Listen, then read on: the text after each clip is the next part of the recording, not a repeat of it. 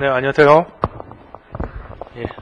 네, 설명회 저는 저번 달 한번 했었고요. 이번 달도 좀 하고 있는데, 좀 이거 할 때마다 느끼는 게, 저도 처음 공부 시작할 때 이걸 설명회 어느 학원에서 듣고 이제 시작을 하게 됐죠. 그래서 여러 가지 방법들이 많은데, 저 같은 경우는 스타디 같은 것들 얘기를 많이 들으셨을 거예요. 여러 명이 하고서. 그런 걸 또 즐기는 사람들이 있죠. 괜히 모이고, 이러면서 또 이성 친구도 만날 수 있을 거다.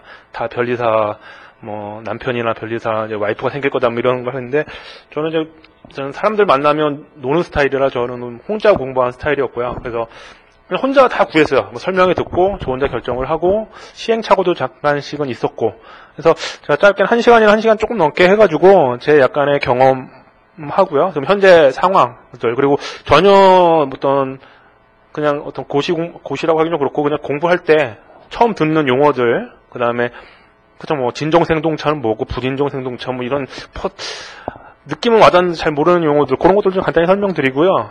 그런 것도 그거 하나 궁금하면 공부도 안 되고, 시작도 잘 안 되거든요. 그래서 처음 벌써 시작하셨으면 좀 구체적인 거 내용을 설명드리고, 이제 아직 애매하고 좋다더라 얘기를 하시는데, 이제 실제 방향을 좀 알려드리도록 좀 하려고 설명에 좀 참석을 했습니다. 그래서 저는 우선 제 소개를 간단히 하면,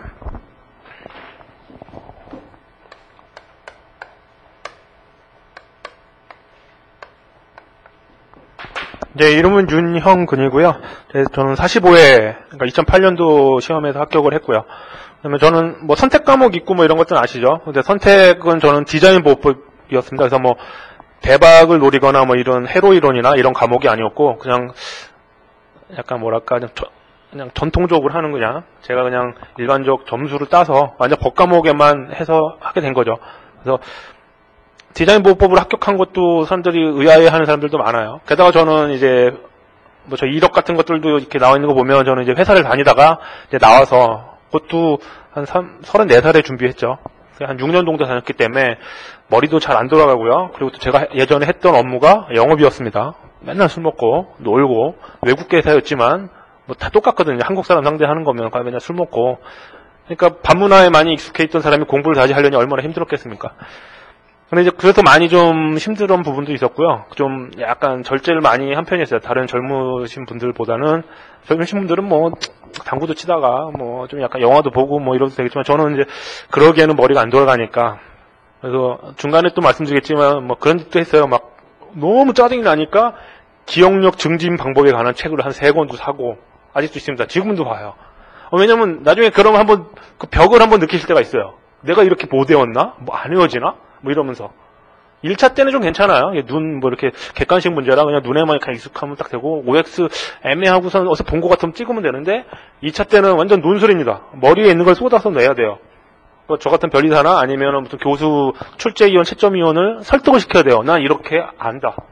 근데 머리에 든 게 없는데 그게 나올 리가 없거든요. 결국엔 자기 기억력에 호소를 해야 되는데, 제가 얘기했던 게 이제 와닿을 겁니다.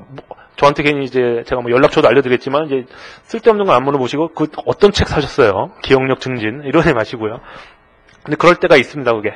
그러니까 1차 때는 괜찮은데, 그런 거 설명드리고, 1, 2차가 또 어떻게 돼 있는지 구체적인 것 좀 모실지 모르겠지만, 그것도 다 설명을 좀 드리고요. 그리고 저는 동차로는 합격 못했고요. 이제 기득.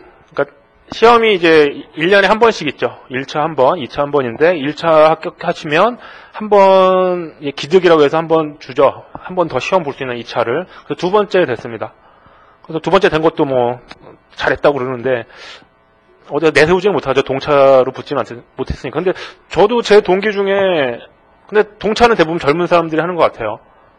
그래서 보면 9개월, 10개월 만에 하는데, 저희 한 200명 중에, 제가 실제로 확인한 사람은 4명인가 그렇고요. 더 많다고 그러는데 10명 이내인 것 같아요, 항상. 그 해 시험이 좀 쉬우면 좀 동차들이 많은 것 같고요. 좀 평이했다, 문제가 이러면.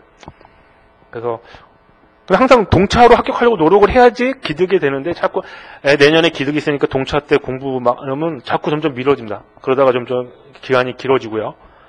그리고 또 공부한 게 아까워서 이게 손을 못 놔요.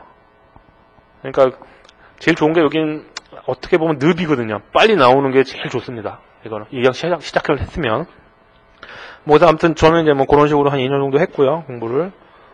빨리 나온 게 다행인 것 같더라고요. 한번 나왔는데, 요즘에 또 이제 그런 게 궁금하시겠죠. 우선 변리사라는 게, 뭐 좋게 말하면 특허 상표 같은 변호사고, 지적재산권을 관리하는, 그리고 이제 제일 궁금하신 거는 이제 돈 많이 버나요? 그러시겠죠.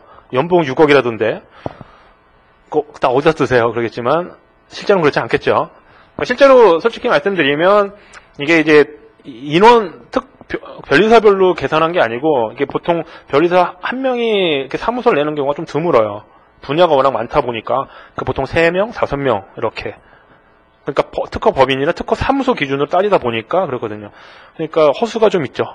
하지만 이제 그건 있어요. 저도 이제 한국 3M이라는 이제 회사에서 다녔었거든요. 제 전공도 화학공학이었는데 영업을 하고 좋았죠. 재밌었고 돈도 많이 받았고요. 근데 대우는 역시 그래도 전문직이 틀립니다. 그리고 뿌듯하고요. 나중에 그냥 직장 다니던 거하고 또 전문 자격증을 가지고 또 회사 들어갈 수도 있거든요. 인하우스 변리사라고 해서. 그러니까 아니면 들어오면 그냥 내가 사무소 차리면 되거든요. 그러니까 무서울 게 없죠. 그 다음에 사자 들어가면 다 좀 인정을 해주잖아요. 그런 대우도 틀리고요. 대신 이제 연봉 6억 얘기는 이제 뭐 이렇게 얼머부리면서 얘기를 하죠. 항상 정확하게 말씀 안 드리고. 근데 여기는 이제 정확하게 진로를 아셔야 되니까 그런 분들이 있고. 근데 뭐든지 마찬가지예요. 뭐 변호사가 되시든 의사가 되시든 결국엔 경쟁이거든요. 집에 혹시 집이 부자시면 뭐든지 가지는 게 많을수록 자신감이 있기 때문에 잘 하거든요. 합격하고서는 한 달 동안만 즐겁고요. 또 경쟁입니다. 영어 공부해야 되고 일본어 공부해야 되고요.